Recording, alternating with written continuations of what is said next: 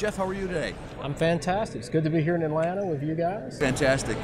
We're here together at the expo floor and the WSP booth. Jeff is the general manager, CEO of GoTriangle in Raleigh, for those who might not know. And Jeff, I know you got a lot of challenges that you're moving forward on, expansion of the system, multimodal, rail, and bus as well. Talk a little bit about what your plans are and how you're moving those projects forward. Sure. So let me rephrase that. We have a lot of opportunities. They're challenges, but they're really opportunities. And our region, Wake County in particular, is one of the fastest growing regions in the country. To give you an idea, we're growing by 67 people a day.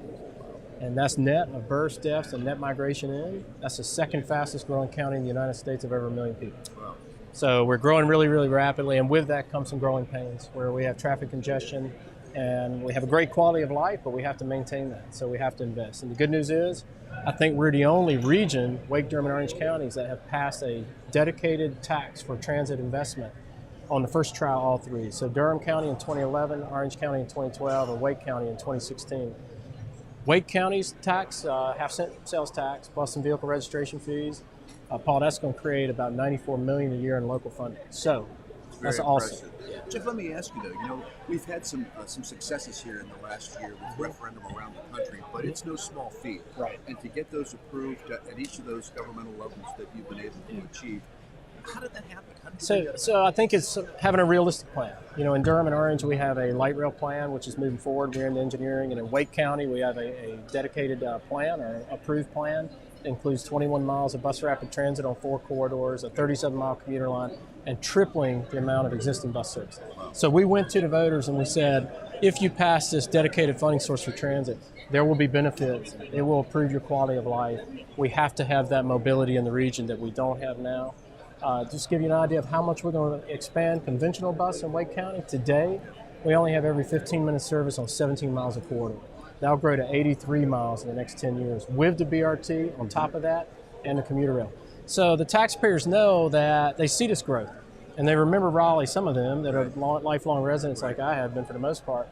They remember when we didn't have congested highways and freeways, but we do now, and they know if we don't invest, that it's going to impact our quality of life. And so that was recognized by the voters, and they voted to give us with confidence in the transit plan that we could do it, we could achieve it, and it would have a positive impact on the region. What's interesting about what you described is you've got these longer-term plans of building a rail system, right? Yep. Getting that in place. But in the meantime, I think you've addressed something that's always a concern in communities, and that is, what can you do for me in the near term that's going to make a difference? So your bus plan appears to address that issue. It does. So on August 6th, so we passed the transit tax in Wake County on November 8th. And we've already put service on the ground on August 6th. We doubled up frequencies on our route to the airport.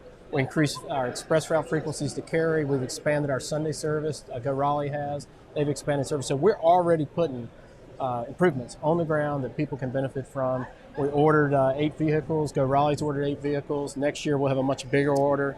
We're looking at electric vehicles. So I think there's widespread recognition among the agencies that we have to deliver benefits to the taxpayers sooner rather than later, while also maintaining that long-range vision and executing the big projects, the light rail, the BRT, and commuter rail as well. So let me ask you, Jeff, as you embark now on these improvements, what are you finding in the short-term years to be your biggest challenges? What are you trying to accomplish and get ironed out here as you move forward? So obviously, as you well know more than anybody probably, that these larger projects have a lot of phases. We have a lot of pre-planning work that we've got to do before we enter project development. But the biggest challenge is going to be funding. So we have that local dedicated source in place. We're very, very confident in the local source. We still have to compete for state funding. We have to compete for federal funding. We don't know exactly what that's going to look like going forward, the federal funding picture. So the biggest challenge is going to be putting together the funding for the major programs. Have confidence in the team. I think we can deliver the projects. We'll put the projects in a good place and continue to manage those. But it's watching the bigger picture for transportation funding in general, because it's only going to become more and more competitive. Yeah. Well, Jeff, here we are at this expo that happens every 3 years that APTA puts on, and it's a really impressive show. Yeah. It's amazing, the array of people, resources in terms of consultants and contractors, but importantly, a lot of technology. Yeah. Share with us a little bit about what you all are doing in terms of technology to improve and expand on that within your system. Sure. And first, I'm going to say the expo is fantastic. It's the first expo I've been to, but this is amazing to see all the vendors here and you guys, and a wonderful job WSP does. But let me tell you about technology. I think we're leading in that front. We are one of 6 properties nationally where we have a partnership with Uber and Translate, where we're trying to tackle that last mile. When I think of technology as fare, how we make it seamless to the customer where they can pay for their fare using wireless devices or tap cards, we're looking at those options.